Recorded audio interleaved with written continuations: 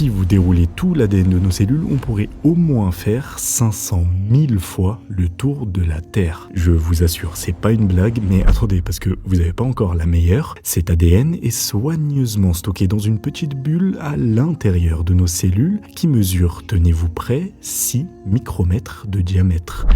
Je pense qu'on se pose tous à peu près la même question. Comment est-ce possible? Eh bien, la réponse, c'est lui, le nucléosome, l'une des structures biologiques les plus fascinantes jamais découvertes. Il a été conçu pour un seul rôle, plier l'impossible. Le nucléosome, ce sont 8 protéines autour desquelles l'ADN s'enroule comme un ruban autour d'un noyau. Et en un seul tour, il réduit déjà la longueur du génome d'un facteur phénoménal. Mais ce n'est que le début. Ces nucléosomes se forment, puis s'assemblent, puis se compactent, puis se replient encore en structures toujours plus denses, toujours plus serrées, jusqu'à créer une des architectures les plus parfaites et connues de l'histoire, le chromosome. Ils sont alors capables de ranger 2 mètres d'ADN dans un espace encore plus petit qu'un grain de poussière. Et le plus fou, c'est que l'ADN ne doit pas seulement être rangé, il doit rester accessible, car chaque cellule doit pouvoir à volonté ouvrir n'importe quel gène, le répliquer à n'importe quel moment pour fabriquer une enzyme, réparer une erreur, répondre à un signal. Et bien, grâce à cette architecture, on peut libérer des parties extrêmement précises de l'ADN tout en gardant le reste parfaitement